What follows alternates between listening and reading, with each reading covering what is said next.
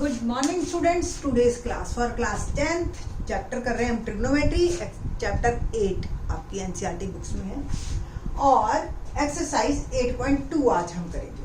8.2 क्या टॉपिक पे है based? Trigonometric ratios of some specific angle. इसको एक्सरसाइज को करने में क्या क्या हम सीखेंगे फर्स्ट ऑफ ऑल बताती हूँ। नंबर 1 हम टेबल बनाना सीखेंगे कि मतलब टेबल को रटना भी है बनाते बनाते, तो आपको वो टेबल पूरी एज इट इज याद भी होनी चाहिए, वो तरीका भी बताएंगे आपको। दूसरी चीज जो हम सीखेंगे उन वैल्यूज को पढ़ना और साथ में उससे फिर सम्स को निकालना, ठीक है, तो अप्लाई करना, ये हम सीखेंगे। तीसरे स्टेप में हम जो ये वैल्यूज हमने आपको टेबल में बताई कि कैसे लिखनी है, कैसे याद करनी है, इनको निकालेंगे कैसे, यानी कि ज्योमेट्रिकल मीनिंग। बाय ज्योमेट्री हम जो है इसको फाइंड आउट करेंगे और फिर इससे हम इंटरप्रेट करेंगे और क्या क्या मतलब है कि साइन की वैल्यू बढ़ती है तो कॉस की घटती है, टैन की बढ़ती है या नहीं बढ़ती है, कहाँ से कहाँ तक जा सकती है, ज़्यादा से ज़्यादा कितनी हो सकती है, कम से कम कितनी हो सकती है। तो ये 4 चीज़ें सीखेंगे।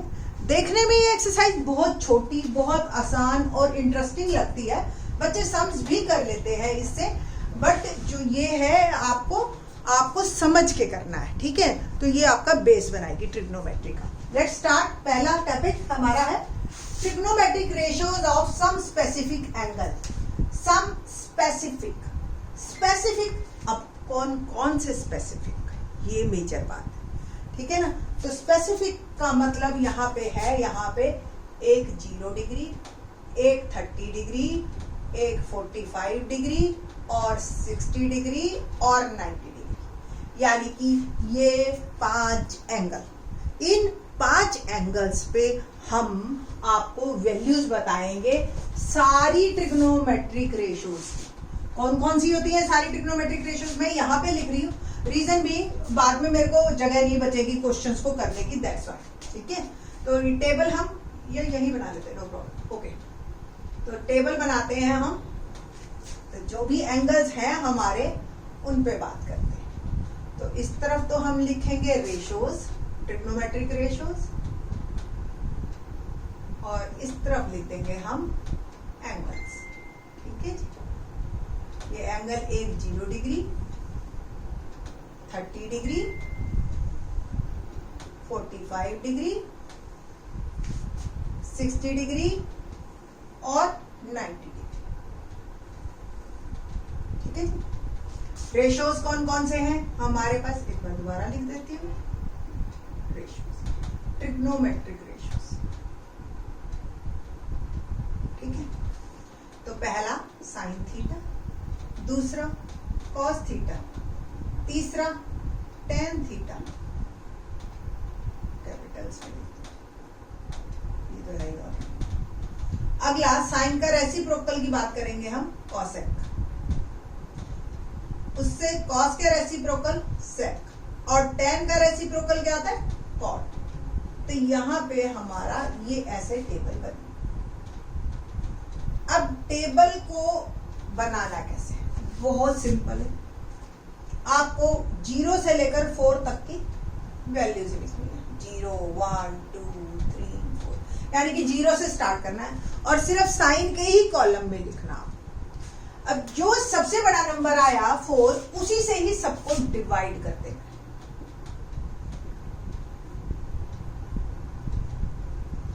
तीसरा स्टेप अंडर रूट लगा देना। पहला 0 से लेकर काउंटिंग शुरू करनी है 4 तक, 4 से फिर हम जो है उसको डिवाइड कर देंगे और फिर हम लेंगे उसका अंडर रूट, और अब हम इसको सॉल्व करेंगे और सॉल्व करके जो जो वैल्यूज मेरी आएगी वो लिखती जाऊं। 0 अपॉन समथिंग 0, तो ये वैल्यू आ गई 0। 1 अपॉन 4, इसका अंडर रूट क्या बना, 1/2, इसको रब कर दो। 2/4 ये कट गया और रह गया 1/2, यानी कि 1/√2। इसमें 3 का तो अंडर रूट निकाल नहीं सकते आप, तो 3 में तो under root as it is, और 4 का हम निकाल सकते हैं, तो √3/2 एक बार ढंग से लिख देते हैं। 4/4 1 और अंडर रूट 1 हो गया 1। ठीक है, ये तो हो गया, कुछ टीचर्स ऐसे सिखा देते हैं। मैं तो सीधा बच्चों को कहती हूँ 3 वर्ड याद कर लो, 0 और 1 तो है ही है, 1/2 1/√2 और √3/2 बस। तो आपको ये जरूरत नहीं है लिखने की कि भी ये कैसे आए, 1 से पहले 1 लिखा, फिर 4 डिवाइड किया, फिर अंडर रूट लिया, लाइक दैट। ठीक है, और वैसे भी आप जब को आपको पेपर मिलेगा ना बेटा, आंसर शीट पहले मिलती है क्वेश्चन पेपर से, जब आंसर शीट मिलेगी और ट्रिग्नोमेट्री का टॉपिक आना ही है आपके, तो आप ये तो पहले ही पेज पे क्वेश्चन पेपर को मिलने से पहले ही लिख देंगे आप, पंडित बद्री प्रसाद हर हर बोले सोना चांदी तोले। एक तो ये बात, और ये टेबल वैसे तो अब पेपर पहले मिलता है आपको, 10 मिनट पहले आप इवन पढ़ते भी हो। पहले हमारे टाइम में इस तरीके से होता था, तो हम पहले यही बना लेते थे, क्योंकि भाई ये तो आने ही आने हैं क्वेश्चन। ठीक है, तो साइन थीटा की ये 5 वैल्यूज हैं, 0 और 1, 0 पे 0, 90 पे 1, 1/2 1/√2 √3/2। अब कॉस के लिए आपको इसको उल्टा करके लिखना है, just in reverse order. Reverse order यानी कि 1 √3/2, ये एज इट इज 1/√2, फिर 1/2 और ये 0। ठीक है, tan क्या होता है? tan थीटा आपको पता है ना, sine theta upon cos theta. बस अब डिवाइड करते जाओ, 0/1 हवा में करना दिमाग में, बस 0/1 क्या होगा 0। 1/2 अपॉन √3/2 क्या बना 1/2, और ये घूम के ऊपर गया तो 2/√3, ये आ गया 1/√3। अगले को आप डिवाइड करोगे तो 1/√2 और 1/√2 क्या हुआ जी, ये दोनों एक दूसरे को काट देंगे, है ना, √2/1 और ये हो गया 1, और √3/2 फिर करते हैं हम, और डिवाइड बाय 1/2, तो √3/2 और 2/1 क्या आ गया हमारा √3। ठीक है जी, और आगे करें 1/0। देखो किस कोई चीज है ही नहीं तो उसको डिवाइड किस में करोगे? डिवाइड करने का मतलब यही होता है ना, 1/2 यानी कि 2 में डिवाइड करो, 1/4 4 में डिवाइड करो, ऐसा ही मतलब है। अब 0 यानी कि कोई मतलब ही नहीं है इस बात का, तो इसको आप लिखेंगे ND यानी कि नॉट डिफाइंड। किसी के डिनोमिनेटर में अगर 0 हो तो वो ND लिखते हैं, आपकी बुक्स में ND लिखा हुआ होगा, मतलब नॉट डिफाइंड। कॉसेक की वैल्यू लिखे इसके रेसिप्रोकल्स, यानी कि 0/1 क्या हो गया 1/0, और अभी मैंने बताया था नॉट डिफाइंड। 1/2 का मतलब 2/1, 1/√2 का मतलब √2/1, √3/2 का मतलब 2/√3, और 1/1 किसी के नीचे कुछ नहीं है तो 1 हम कंसीडर करते हैं बेटा, 1/1 1। सीकेंड को भी कॉस का रेसिप्रोकल 1/1 1, ये क्या हो गया 2/√3, 1/√2 क्या हो गया √2/1, ये 2/1, और 1/0 क्या होगा नॉट डिफाइंड। कॉट का ये रेसिप्रोकल सेम, ये भी नॉट डिफाइंड, 1/√3 यानी कि √3, 1 का 1, √3 का 1/√3, और ये नॉट डिफाइंड का क्या हो जाएगा 1/नॉट डिफाइंड यानी कि 0। ठीक है जी, ये आपका आ गया। टेबल बन गई हमारी। टेबल बनने के बाद बस अब क्या करना है, हमने इसको दूसरा स्टेप, पहला स्टेप मैंने क्या बताया था, टेबल बनानी सीखनी है हमने सबसे पहले। अब इसको याद करने का तरीका भी मैंने साथ साथ ही आपको बता दिया, पहले साइन लिख लेना, फिर कॉस, उसके रिवर्स ऑर्डर। बस ये 2 लाइनें लिखने के बाद आपकी सारी टेबल बनती चली जाती है। टैन इन दोनों का डिवीजन, और कॉसेक इन सबके रेसिप्रोकल, कॉसेक इनकी वैल्यूज को पलट देना बस यूज। ठीक है ऐसे, ठीक है जी। अब करते हैं हम तीसरा स्टेप, इस पे बेस्ड क्वेश्चन। ठीक है, तो question number 1, evaluate the following, exercise 8.2, first का फर्स्ट पार्ट क्या है जी, sine 60 degree cos 30 plus sine 30 cos 60। ठीक है जी, ये है हमारे पास। क्वेश्चन लिख देती हूं मैं,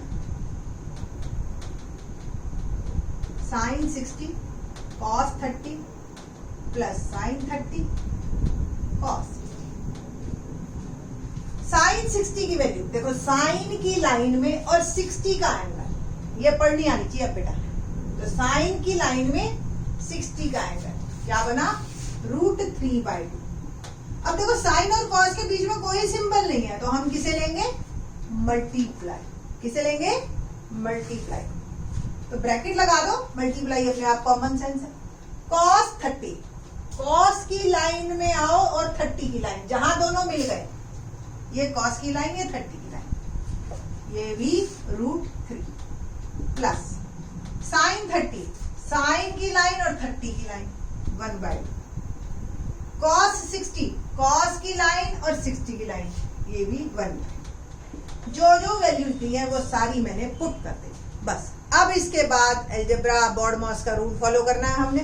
कैसे करना है, √3 मल्टीप्लाई होंगे 3, 2 2 जा 4 प्लस 1 × 1 2 2 जा 4, एलसीएम आया 4, तो 3 + 1 आ गया 4/4, दैट इज 1। बस ये आंसर हमारा फर्स्ट का आंसर इज 1। ठीक है, आगे करें सेकंड पार्ट। समझ आया, आसान लगा? सेकंड पार्ट देखते हैं, क्वेश्चन नंबर 2। ये देखो, ये ऑलरेडी लिखा हुआ है मेरे पास, इसको मैं रब कर रही हूं।